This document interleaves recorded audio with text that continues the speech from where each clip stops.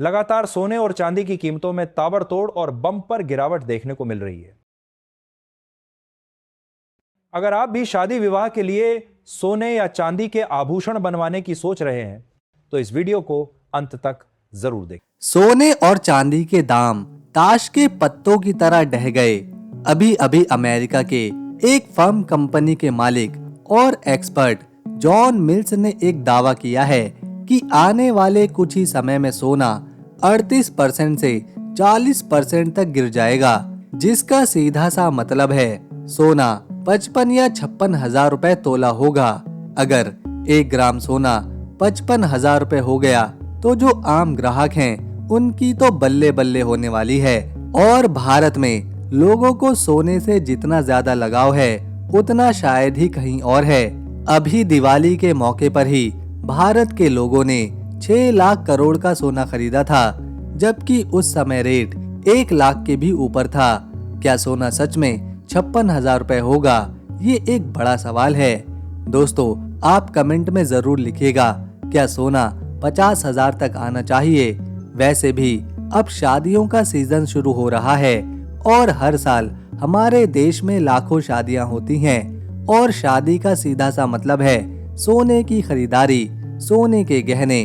55 हजार प्रति ग्राम की इस खबर ने सोने और चांदी में बड़ा हड़कंप ला दिया है। चलिए सबसे पहले जान लेते हैं आज सोने और चांदी के ताजा भाव। आइए पहले चांदी को देखते हैं। 1 ग्राम चांदी 155 रुपए, 8 ग्राम चांदी 1240 रुपए, 10 ग्राम चांदी 1550 रुपए, 100 ग्राम चांदी 15,500 रुपए और 1 किलो चांदी 1,55,000 रुपए। अब बिना देरी किए आइए जान लेते हैं आज के सोने की ताजा कीमत। सबसे पहले 18 कैरेट सोने का ताजा भाव। 1 ग्राम सोना 9,436 रुपए, 8 ग्राम सोना 75,488 रुपए, 10 ग्राम सोना 94,360 रुपए और 100 ग्राम सोना 9,43,600 रुपए। दोस्तों, आइए फटाफट से देख लेते हैं 22 कैरेट के सोने का आज का ताजा भाव। 1 ग्राम सोना 11,530 रुपए, 8 ग्राम सोना 92,240 रुपए, 10 ग्राम सोना 1,15,300 रुपए और 100 ग्राम सोना 11,53,000 रुपए। दोस्तों, चलिए अब फटाफट से 24 कैरेट यानी सबसे शुद्ध सोने का आज का ताजा भाव जान लेते हैं। 1 ग्राम सोना 12,578 रुपए, 8 ग्राम सोना 1,624 रुपए, 10 ग्राम सोना 1,25,780 रुपए और 100 ग्राम सोना 12,57,800 रुपए। सोने की कीमतों का सीधा संबंध डॉलर पर निर्भर करता है और अमेरिका की सबसे बड़ी ताकत ही उसकी करेंसी यानी के डॉलर है और अमेरिका कभी डॉलर की वैल्यू को कम नहीं होने देना चाहता।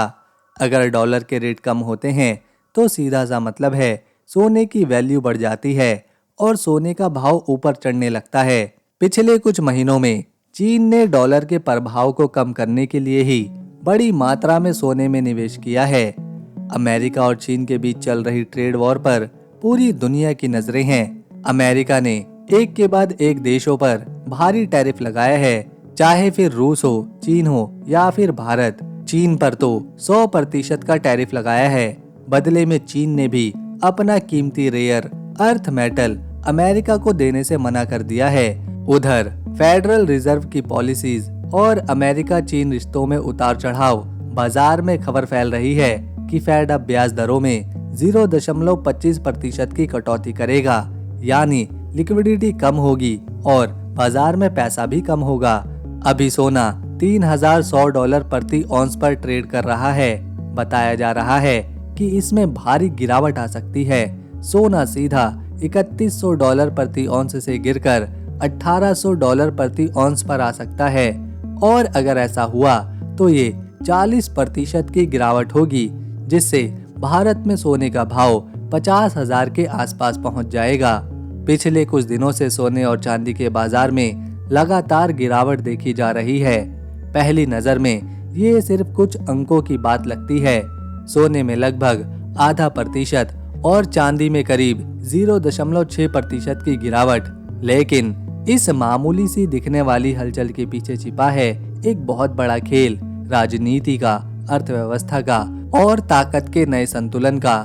दुनिया के आर्थिक मंच पर आने वाले हफ्ते बहुत ही निर्णायक साबित होने वाले हैं। 30 अक्टूबर को अमेरिका और चीन के बीच एक अहम बैठक होने जा रही है और इसी बैठक से पहले सोने के दामों में ये गिरावट कुछ सवाल खड़े करती है। क्या ये सिर्फ बाजार की सामान्य प्रतिक्रिया है या फिर किसी सोची समझी रणनीति का हिस्सा?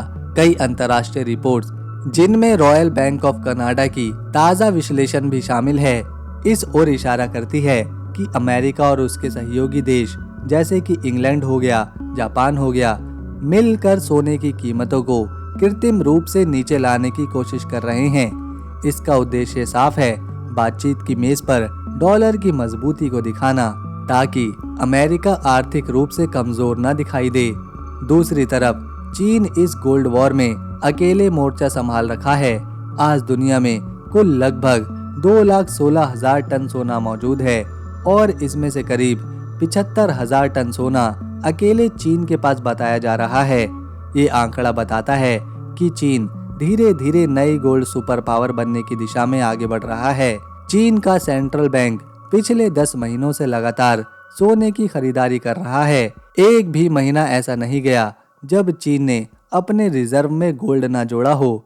इसका सीधा सा मतलब है कि अब वैश्विक सेंट्रल बैंक डॉलर की बजाय गोल्ड जमा कर रहे हैं। दुनिया भरोसा अब कागजी करेंसी पर नहीं बल्कि ठोस संपत्ति पर कर रही है। उधर अमेरिका कर्ज के पहाड़ तले दबा हुआ है। विशेषज्ञों का मानना है कि अमेरिका एक नई आर्थिक चाल चलने की तैयारी में है, जो है गोल्ड वैल्यू रीसेट की।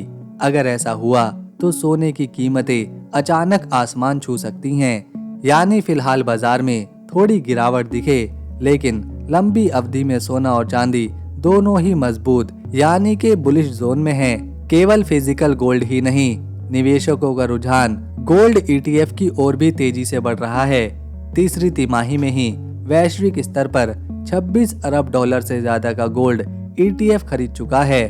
भारत में भी गोल्ड ETF की वैल्यू 41 लाख करोड़ रुपए के पार पहुंच चुकी है। ये साबित करता है कि अब सोना केवल गहनों तक सीमित नहीं रह गया, बल्कि एक सुरक्षित निवेश का हथियार बन चुका है। अब नजर डालते हैं शेयर बाजार की ओर। निफ्टी और सेंसेक्स दोनों में हल्की सी गिरावट देखने को मिली है। निफ्टी करीब 100 अंक और सेंसेक्स लगभग 350 अंक नीचे आया। विदेशी निवेशकों की खरीदारी के बावजूद वैश्विक दबाव और कच्चे तेल की बढ़ती कीमतों ने बाजार को झटका दिया है। तेल के मोर्चे पर भारत एक मुश्किल स्थिति में है। अमेरिका चाहता है कि भारत रूस से तेल की खरीद बंद कर दे, लेकिन भारत के लिए ये इतना आसान नहीं है। आज भारत की लगभग 37% तेल की जरूरत रूस से पूरी होती है। रूस सिर्फ ऊर्जा का साझेदार नहीं बल्कि भारत का रक्षा सहयोगी भी है। इसीलिए ये मामला सिर्फ व्यापार का नहीं बल्कि कूटनीतिक संतुलन का भी है। अब सारी निगाहें 30 अक्टूबर की अमेरिका चीन की बैठक पर टिकी है। ये बैठक सिर्फ दो देशों के बीच संवाद नहीं होगी, बल्कि इससे तय होगा कि आने वाले महीनों में सोने और चांदी की दिशा क्या रहेगी। अगर ये मीटिंग नाकाम रही तो दुनिया एक नए गोल्ड वॉर में प्रवेश कर सकती है, जहां डॉलर की बादशाहत को चुनौती देगा सोना और सिल्वर उस जंग का नया खिलाड़ी बन सकता है।